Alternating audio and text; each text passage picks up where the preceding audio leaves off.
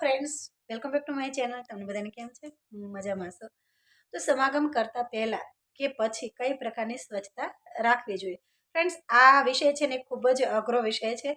ઘણા લોકોને આ વિષય એમ લાગતો હોય છે કે આ વ્યક્તિને જ આ કરવું જોઈએ, કે પુરુષને જ આ કરવું જોઈએ, કે મહિલાઓને જ આ કરવું જોઈએ. પરંતુ ફ્રેન્ડ્સ, આ પ્રશ્ન છે ને એ બંને માટેનો પ્રશ્ન છે. હું કોઈ એક વસ્તુ કે એક વ્યક્તિ ઉપર હું ટાર્ગેટ નથી લાગતી કે આ વ્યક્તિને જ આ કરવું જોઈએ, કે પુરુષને જ આ કરવું જોઈએ, કે મહિલાઓને જ આ કરવું જોઈએ. કારણ કે આ પ્રશ્ન એવો છે કે જે બંનેને લાગુ પડે છે. ખાસ કરીને એ લોકોને, જે લોકોને નવા નવા મેરેજ થવાના છે કે પછી થઈ ગયા છે, તો એ લોકો વધારે મૂંઝાતો હોય છે કે જ્યારે સમાગમ કરીએ છીએ કે કરી લીધા પછી કઈ પ્રકારની સ્વચ્છતા રાખવી જોઈએ, કે કેવી સ્વચ્છતા રાખવી જેનાથી તે લોકોની સમાગમ કરવાની જે પ્રક્રિયા છે એકદમ સરળ, સુનકળ અને ફ્રેન્ડ્સ એ લોકોને સરસ લાગે તે પ્રકારની હોવી જોઈએ. તો ફ્રેન્ડ્સ, હવે આ પ્રશ્ન છે હું કોઈ એક વ્યક્તિ ઉપર ટાર્ગેટ નથી કરતી કે આ વ્યક્તિને જ આ કરવું જોઈએ. બંને વ્યક્તિને લાગુ પડે છે.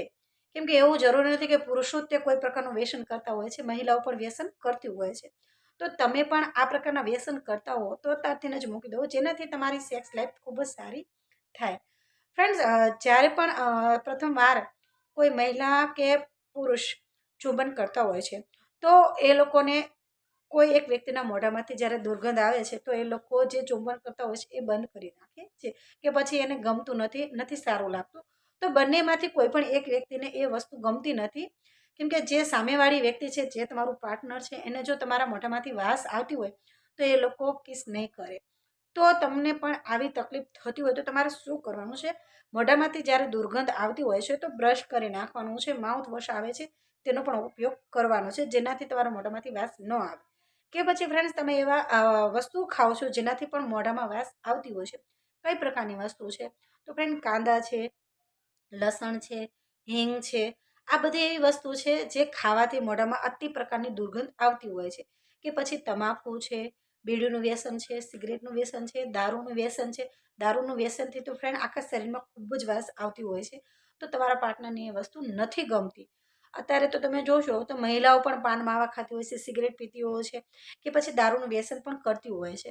તો આ તમારું પાર્ટનર છે એને આ વસ્તુ નથી ગમતું. તો એના કારણે તમારી જે સેક્સ લાઈફ છે તે નથી સારી થતી અને એ ઇગ્નોર કરતી હોય છે કે નથી કરવું.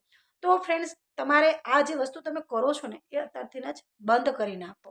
ઘણીવાર તમે જોશો કે કોઈ પુરુષ છે કે મહિલા છે તો બંનેના શરીરમાં અતિ પ્રકારની દુર્ગંધ આવતી હોય છે. આમ નેચરલી દુર્ગંધ હોય તો પણ કંઈ કહેતા નથી, કે પછી એ લોકો જ્યારે જે જગ્યાએ જોબ કરતા હોય છે એ જગ્યાએથી જ્યારે આવે છે તો તેના શરીરમાં ખૂબ જ પ્રકારની દુર્ગંધ આવતી હોય છે. તો ફ્રેન્ડ, તમારે એ વાતનું ધ્યાન રાખવાનું કે જ્યારે પણ તમે શારીરિક સંબંધ બાંધો છો તો એ પહેલાં એ સરસ મસ્તીના સાબુનથી નાહી લો. નાહી અને એવું લાગે તો પાવડર છંટકાવ, જેનાથી તમારા બગલમાંથી વાસ ન આવે, અતિ પ્રકારની દુર્ગંધ જે આવતી હોય છે તે ન આવે.